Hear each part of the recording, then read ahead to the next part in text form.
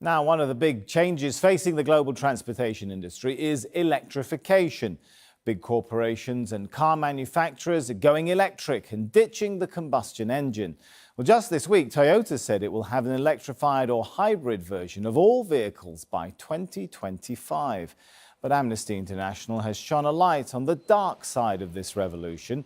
Cobalt is one of the key ingredients added in electric batteries. And if we talk about cobalt, we have to talk about the Democratic Republic of Congo, the world's leading source of the compound. Now, Amnesty says children as young as 7 work in dangerous conditions in DRC cobalt mines. The DRC could benefit from electric cars the same way Saudi Arabia did from oil. However, mining is pretty much unregulated there, and the country continues to struggle with corruption and warlords.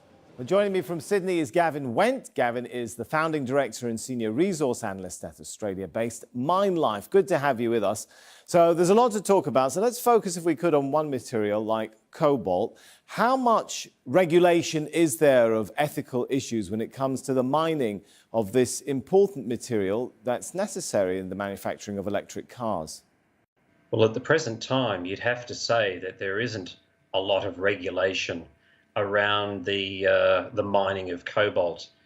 You have to understand that about half of the world's current cobalt reserves are located within the Democratic Republic of the Congo in Africa, the DRC, and they account for about 54% of the cobalt that's mined each year internationally. And at the present time, the industry over there is not very well regulated. You could probably say that a lot of the cobalt that's mined is generated from illegally operated mines that employ almost slave labor, if you like, underage workers, illiterate workers, workers that don't get paid very much money. We should put it that way. And they're controlled by warlords, and the industry is appallingly run. Now, the balance of the production that comes out of the DRC is controlled by the Chinese, and the DRC government would very much like more of that cobalt to be upgraded in the country, processed. But at the present time, a lot of that cobalt is simply exported back to China for further value adding. So it's a very precarious situation to have so much production coming out of one of the poorest, least well-governed countries in the world That's today. a bit shocking, Gavin. To what extent are car manufacturers aware of that? Explain to us how the actual supply chain works. Well, very much so. So car manufacturers are dependent on, at least car manufacturers that are looking at going down the electric vehicle route. They are looking to source batteries from a specialist producer. So, for example, someone like a Panasonic or whatever it might be. Now, currently, a group like Tesla, the average battery that's used in their vehicles currently weighs about 85 kilograms. About 8 kilograms of that is comprised of cobalt.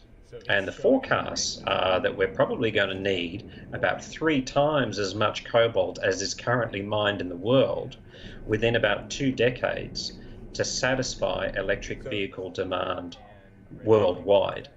Now, vehicle manufacturers like Volkswagen, one of the biggest manufacturers in the world, is very keen to not only source cobalt, but they've publicly stated that one of their major priorities is to source ethically derived cobalt. So that means that they are looking outside of the DRC to try and source their cobalt, places like North America, places like Australia, for example. So if we want to make the supply chain ethical, is the only way to do that to look outside of the DRC, or is there a way to make the supply chain globally ethical? I mean, what have we learned about the whole controversy over blood diamonds and diamonds mined in some of the conflict places you've been talking about?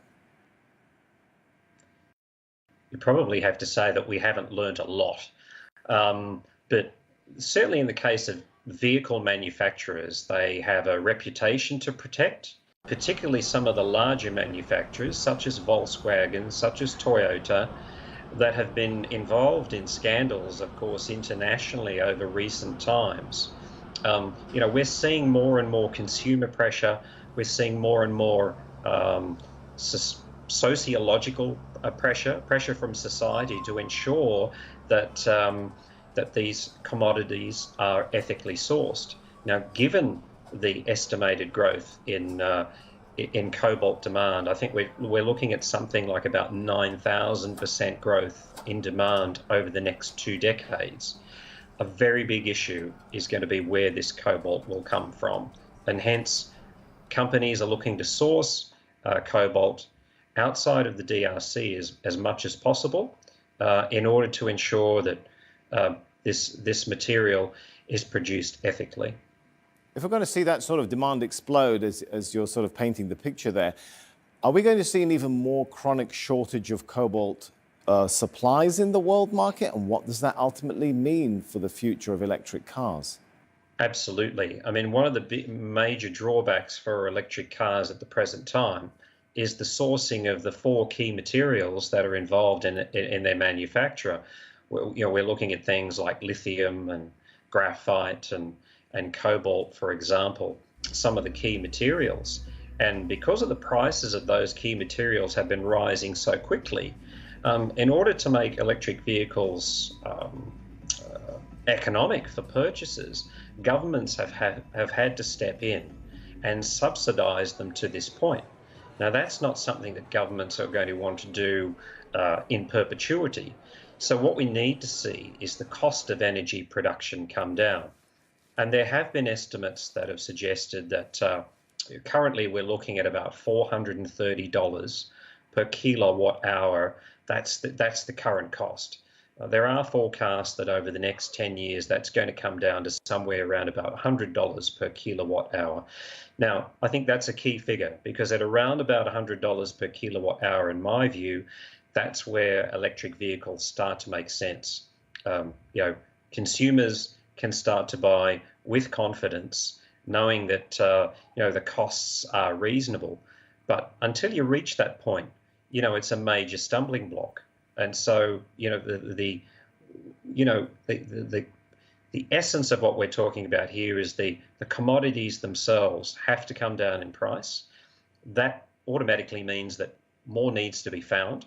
But in the case of cobalt, of course, we're talking about potential substitution. And I think that's another aspect that we could look at, actually reducing the amount of cobalt that's actually currently consumed in these typical batteries. Oh, it's been great talking to you. Thanks so much for that, Gavin. Thank you. A pleasure.